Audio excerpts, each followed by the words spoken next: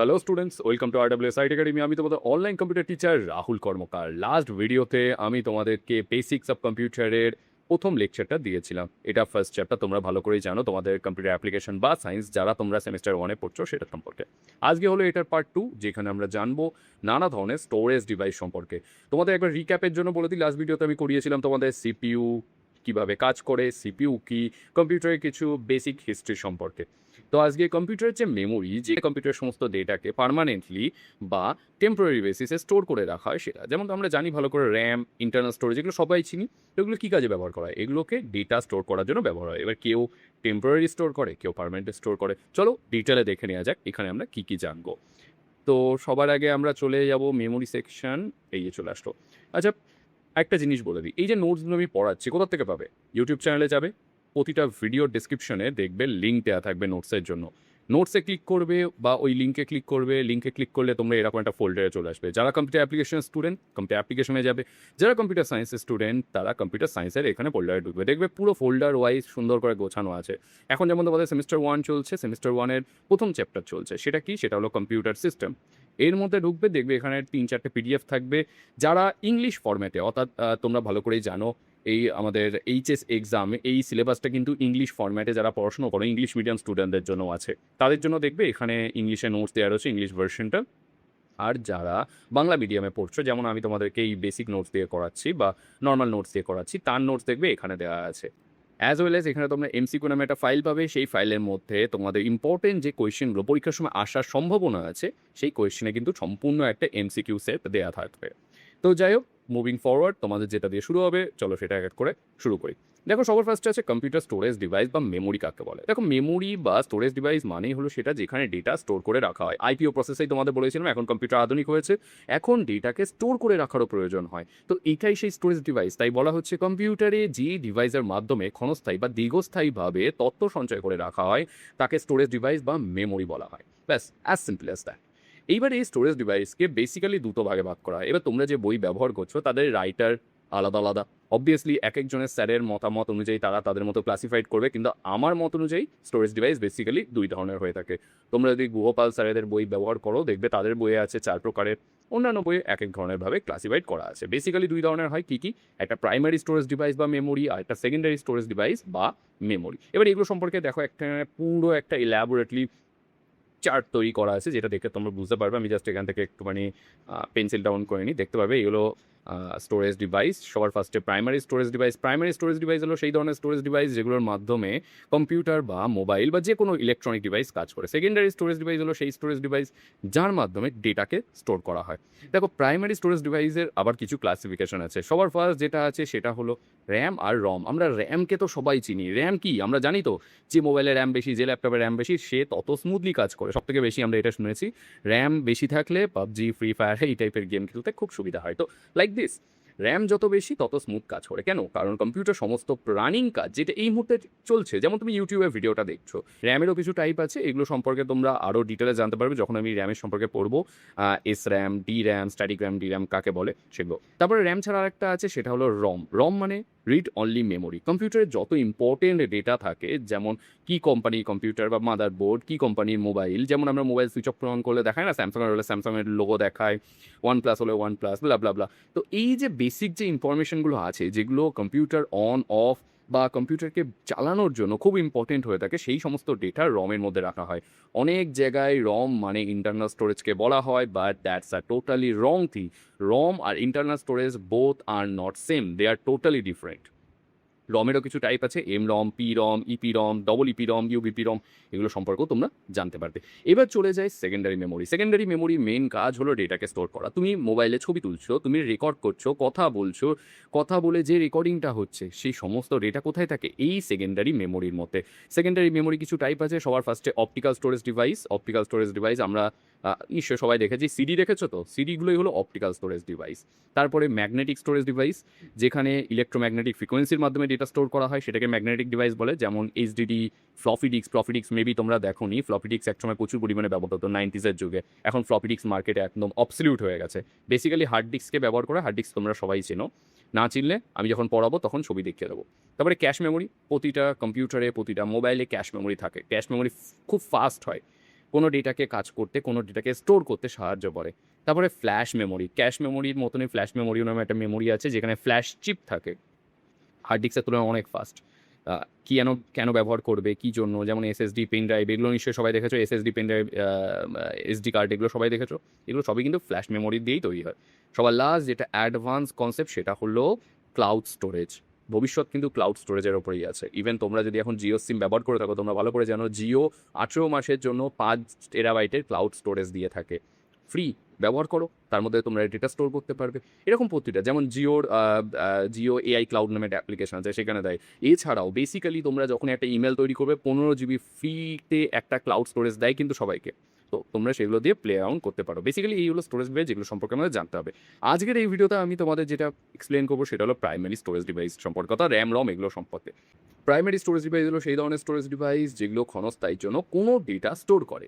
Basically এর কাজ কি, ইনপুট ডিভাইস থেকে আগত সমস্ত নির্দেশকে, সিগন্যালকে কম্পিউটারের মেমোরি যে থাকে, অর্থাৎ কম্পিউটারের সিপিউর কাছে, অর্থাৎ সিপিইউ যেটা থাকে সেন্ট্রাল প্রসেসিং ইউনিট, তোমাদেরকে আগেই আমি বলেছি, ইনপুট ডিভাইস থেকে আগত সিগন্যাল কখনো কিন্তু ডাইরেক্ট সিপিউর কাছে যায় না ফর প্রসেসিং। সেটা সবার আগে কার কাছেই যায়? প্রাইমারি মেমোরির কাছে। Primary memory in the sense র্যামের কাছে। তো এর কাজই কি? ডেটাকে এক জায়গা থেকে আরেক জায়গায় নিয়ে যেতে সাহায্য করা, কোনো কাজকে চালু করা। যদি র্যাম কাজ না করে, কোনো মোবাইল বা কোনো কম্পিউটার কিন্তু কাজ করবে না। এবারে এই প্রাইমারি স্টোরেজ ডিভাইস দুই ধরনের হয়ে থাকে, একটা র্যাম আর একটা ROM. RAM in the sense random access memory. কেন র্যান্ডাম অ্যাক্সেস? কারণ কোনো কাজকে কখন এসেছে, কখন যাচ্ছে সেই হিসেবে ভাগ করে না, যে আসছে তাকেই ধরছে, এরকমভাবে র্যান্ডামলি অ্যাক্সেস করতে সাহায্য করে। তার জন্য র্যান্ডাম অ্যাক্সেস মেমোরি বা রমের বিষয়ে আমাদের এবার জানতে হবে। ইনপুট ডিভাইস থেকে আগত সমস্ত তথ্য রমে জমা হয়, কিন্তু বিদ্যুৎ সংযোগ বিচ্ছিন্ন হলে এতে যত ডেটা আছে সব কিছু ভুলে যায়। তাই একে কি বলা হয়? Volatile memory. যে ভুলে যায়, যে মেমোরি সব কিছু ভুলে যায়, তাকে ভোলাটাইল মেমোরি বলে। কারেন্ট আছে, ও ডেটা মনে রাখবে, যেই কারেন্ট চলে যাবে ব্যাস ও সব ডেটা ভুলে যাবে। যদিও এক ধরনের র্যাম আছে, সে কিন্তু কোনো ডেটা ভোলে না, সেটাকে বলা হয় NV RAM, non volatile RAM. কোথায় ব্যবহার করা হয়? নিশ্চয়ই রাউটার দেখেছো। রাউটার কেন ব্যবহার করে? ইন্টারনেটের জন্য। এই যে রাউটারের মধ্যে এই এনভি র্যাম থাকে, যাতে সেই রাউটারগুলো ঠিক করে কাজ করে। এরপরে এই র্যাম দুই ভাগে বিভক্ত। একটা হলো এস র্যাম, স্ট্যাটিক র্যাম যাকে বলে, আর এটা হলো ডি র্যাম, অর্থাৎ ডাইনামিক র্যাম যাকে বলে। কি এগুলো এস র্যাম, ডি র্যাম? দেখো, স্ট্যাটিক র্যাম হলো সেই ধরনের র্যাম যেখানে ট্রানজিস্টর প্রযুক্তি প্রচুর পরিমাণে ব্যবহার করা হয়, এখানে কোনো রিফ্রেশের প্রয়োজন হয় না, তাই এই র্যাম প্রচুর ফাস্ট হয়। ডাইনামিক র্যামের তুলনায় প্রচুর গুণ ফাস্ট হয়। কোথায় থাকে? আইওটি ডিভাইস যেগুলো হয় না, সেখানে ফাস্ট মেমোরির দরকার হয়, সেখানে এই এস র্যাম প্রচুর পরিমাণে ব্যবহার করা হয়। এরপরে আসে ডাইনামিক র্যাম বা ডি র্যাম। ডি র্যাম কি? দামে সস্তা, এখানে ক্যাপাসিটার টেকনোলজি থাকে, তাই একে বারবার রিফ্রেশ করার প্রয়োজন হয়। এর ফলে এই যে ডি র্যাম এস র্যামের তুলনায় কিন্তু স্লো এবং দামে অনেক সস্তা, তাই সবথেকে বেশি ডি র্যাম ব্যবহার করা হয়। এই যে আমাদের কম্পিউটারে, মোবাইলে যে র্যামগুলো ব্যবহার করা হচ্ছে না, এগুলো সবই হলো ডি র্যাম। কম্পিউটার হলে DDR3, DDR4, এখন লেটেস্ট DDR5 চলছে। মোবাইল হলে LPDDR3, LPDDR4, LPDDR5 লেটেস্ট চলছে। এলপি মানে লো পাওয়ার, আর ডিডিআর মানে এই ডি র্যামেরই একটা টাইপ। র্যাম গেল, এরপরে আসে রম। রম মানে সেই মেমোরি যার কাজ শুধুমাত্র রিড করা, বাকি আর কিছু না। যে কি করে? একটা কম্পিউটার যখন অন হয় বা অফ হয়, এই মেমোরিতে যে ডেটাগুলো থাকে, কম্পিউটার বা মোবাইল সেটাকে রিড করে সেই কাজগুলো সম্পন্ন করে, কারণ সেগুলো দরকারি একটা কম্পিউটার চালানোর জন্য। রমের full form read only memory. ROM একটি অর্ধপরিবাহী মেমোরি। কেন? কারণ এ রিড করে, রাইট করার কাজ করে না। যদি এটা কিন্তু সম্পূর্ণ ঠিক না। আগেকার দিনে যে রমগুলো ছিল সেগুলোকে কিন্তু রাইট করা যেত না, এখনকার দিনের রমকে কিন্তু রাইট করা যায়। জানতে পারবে কি? বিদ্যুৎ সংযোগ বিচ্ছিন্ন হলে রমে যে ডেটাগুলো থাকে সেগুলো কিন্তু ভুলে যায় না বা মুছে ফেলে না, তাই রমকে বলা হয় কি? Non volatile memory. রমের 5টা ভাগে বিভক্ত আছে, যদিও কিছু কিছু পাঠ্য বইয়ে কিন্তু 4 ভাগে আছে লেখা, তো তোমরা সেই হিসেবে দেখে নিতে পারো। বাট ইন মাই রিসার্চ 5 ধরনের রম হয়ে থাকে। সবার ফার্স্ট আছে এম রম, অর্থাৎ মাস রম। এই রমগুলো সাধারণত একদম প্রথম দিকে ব্যবহার করা হতো, যেখানে পুরনো আর্কেড গেম, তারপরে পুরনো কনসোল, এই ধরনের ডিভাইসের ক্ষেত্রে। এখন এই ধরনের মাস রম ব্যবহার করা হয় না। তোমরা চাইলে মাস রমের কিন্তু ছবি ইন্টারনেট থেকে দেখে নিতে পারো। তারপরে পি রম, প্রোগ্রামেবল রিড অনলি মেমোরি। যখন কোনো প্রোগ্রাম কয়েক হাজার কম্পিউটার তৈরি করা, পুরো একটা ধরো নতুন ল্যাপটপ তৈরি করা হলো, সেই ল্যাপটপে তো একটা এই রম সেট করতে হবে, তো সেই রমটাকে টেস্ট করার দরকার হয়, তখন এই ধরনের পি রম ব্যবহার করা। এটা সম্পূর্ণ একটা ব্ল্যাঙ্ক রম হয়ে থাকে। এর মধ্যে প্রোগ্রামার নামে একটা বিশেষ যন্ত্র থাকে, তার উচ্চ তাপমাত্রায় রমের নানা ফিউজ থাকে, ফিউজগুলোকে পুড়িয়ে বা জ্বালিয়ে সেই রমের মধ্যে ডেটা ইনপুট করা হয়, তাই এটাকে পি রম বলা হয়, প্রোগ্রামেবল রিড অনলি মেমোরি। কিন্তু এটাকে কিন্তু একবার রিড হয়ে গেলে নতুন করে রাইট করা যেত না। এরপরে ইপি রম। Erasable programmable read only memory, নামেই বুঝতে পারছো এই রমকে ইরেজ করা যায় আবার রিপ্রোগ্রামও করা। কি হয় এই রমকে রিপ্রোগ্রাম করা যায়? এছাড়াও এই রমের মধ্যে কোয়ার্টার্স নামে এক ধরনের কাচের স্বচ্ছ জানালা থাকে, যার মাধ্যমেই কিন্তু সেই রমগুলোকে রিড রাইট করানো হয়ে থাকে। সাধারণত আলট্রাভায়োলেট রের মাধ্যমে এই রমকে নতুন করে রিপ্রোগ্রাম করা হয়।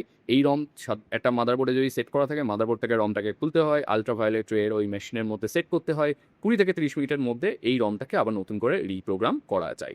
এরপরে আসি কি ডবল ইপি রম। দেখো যেখানে ইপি রম, এই যে ইপি রম যেটা ছিল এটাকে যদি রিপ্রোগ্রাম করতে হতো ডিভাইস থেকে খুলতে হতো, রিসোল্ডারিং করতে হতো। কিন্তু ইপি রমের ক্ষেত্রে ব্যাপারটা একটু ঘুরে গেছে, এটা পুরো আধুনিক একটা রম, এটাকে আর খোলার কোনো প্রয়োজন হয় না, ডাইরেক্ট মাদারবোর্ডে থাকা অবস্থায় এটাকে আমরা রিপ্রোগ্রাম করতে পারি। তাই একে ডবল ইপি রম বলে। কি বলে? Electrically erasable programmable read only memory. আমাদের কম্পিউটারে এখন যে বায়াস থাকে সে বায়াসগুলো, ফার্মওয়্যারগুলো সমস্ত কিন্তু এই ধরনের রম ব্যবহার করেই লেখা হয়। এরপরে আলট্রাভায়োলেট রম, ইউভিপি রম। দেখো ইউভিপি রম আর এই ইপি রম মোরাললেস একই, সেমই কাজ করে। আলট্রাভায়োলেট রের মাধ্যমে এটাকে আমরা রিরাইট করতে পারি। কোয়ার্টার্স নামে একটা কাচের জানলা থাকে বা একটা ছোট অংশ থাকে, আমরা আলট্রাভায়োলেট রে ব্যবহার করে এটাকে রিরাইট কিন্তু করতে পারি। তো এই হলো বেসিক্যালি 5 প্রকারের রমের টাইপ, যেখানে আমরা জানলাম ইউবিপি রম সম্পর্কে, ডাবল ইপি রম সম্পর্কে, ইপি রম সম্পর্কে, পি রম আর মার্কস রম সম্পর্কে। এবার যদি তোমাদেরকে একটু রিক্যাপ করে দিই, তাহলে তোমাদেরকে সবার ফার্স্টে চলে যেতে হবে কোথায়? সবার ফার্স্টে চলে যেতে হবে র্যামের ক্ষেত্রে। র্যাম তাহলে কি? র্যাম হলো একটা ভোলাটাইল মেমোরি যে আমাদের কম্পিউটারকে কাজ করতে সাহায্য করে। দুই ধরনের, একটা স্ট্যাটিক র্যাম আর একটা dynamic RAM. Static RAM fast হয়, ডাইনামিক র্যাম স্লো হয়। এরপরে চলে আসে রম। রম মানে রিড অনলি মেমোরি, যেই মেমোরির মধ্যে কম্পিউটার সমস্ত গুরুত্বপূর্ণ ডেটাগুলো স্টোর করা থাকে বা লেখা থাকে। মার্কস রম বেসিক একটা রমের টাইপ, যেটা আগেকার দিনে ব্যবহার করা হতো, এখন ব্যবহার করা হয় না। পি রম মানে একটা ব্ল্যাঙ্ক রম, যেখানে প্রোগ্রামকে রিড করতে কাজে লাগে। ইপি রম প্রথম এমন রম যার মধ্যে রিপ্রোগ্রাম করা যেত। কিন্তু সমস্যা কোথায় ছিল? এই রমকে কোনো কিছু ডেটা লিখতে গেলে রমটাকে মাদারবোর্ড থেকে খুলতে হতো। তারপরে আসলো double EP ROM. Double EP রম মানে সেই রম যেটাকে ইলেকট্রিক্যালি ইরেজ করা যায়। তো এর জন্য আলাদা করে কম্পিউটারের লজিক বোর্ড বা মাদারবোর্ড থেকে সেটাকে কিন্তু খোলার প্রয়োজন হয় না। সবার লাস্ট যেটা ইউভিপি রম, আলট্রাভায়োলেট রের মাধ্যমে যেই রমকে রিড বা রাইট করা হয়। তো এই হলো বেসিক প্রাইমারি মেমোরি। আজকের এই ভিডিওতে আমরা পুরো প্রাইমারি মেমোরিটাকে কভার করলাম। যদি কোনো ধরনের ডাউট থাকে অবশ্যই সেটা কমেন্ট সেকশনে জানাও। পরের ভিডিওতে আমরা এই সেকেন্ডারি মেমোরি সম্পর্কে কিন্তু ডিসকাস করবো, যেখানে জানতে পারবো অপটিক্যাল স্টোরেজ ডিভাইস কি, অর্থাৎ সিডি ডিভিডি সম্পর্কে, এসএসডি কি, হার্ড ডিস্ক কি, এগুলো সম্পর্কে তোমরা ডিটেলে জানতে পারবে। তো আজকের ভিডিওটা এই অবধি। যদি কোনো ডাউট থাকে অবশ্যই সেটা কমেন্ট সেকশনে জানিও, আমি তোমাদের সেই কমেন্টটা রিপ্লাই দেওয়ার চেষ্টা করব। আর যদি তোমরা আগে থেকে সমস্ত কিছু জানতে চাও, অলরেডি আমি এগুলো কিন্তু ভিডিও তৈরি করে রেখেছি, তোমরা একবার চলে যাবে আমাদের ইউটিউব চ্যানেলে গিয়ে দেখবে এখানে কোর্স সেকশনের মধ্যে কম্পিউটার্স অ্যাপ্লিকেশান বা কম্পিউটার সায়েন্সের সেমিস্টার 1-এর ভিডিও অলরেডি দেওয়া আছে। মানে এটা আমি আগের বছর বানিয়েছিলাম আগের সেমিস্টারের জন্য। তোমরা চাইলে সেই ভিডিওগুলো দেখেও রিক্যাপ করতে পারো। আর আমি তো লেটেস্ট তোমাদের যে নোটসগুলো তৈরি করছি সেই নোটসের ভিডিও তো আসবেই। প্রতিটা ভিডিও তলায় ডেসক্রিপশানে তোমরা এই সেকশনটা পাবে, যেখান থেকে তোমরা নোটসগুলোকে অ্যাক্সেস করতে পারবে। তাই অবশ্যই প্র্যাকটিস করো, বেশি করে পড়ো। আজকে ভিডিওটা এই অবধি, পরের ভিডিওতে আবার দেখা হবে।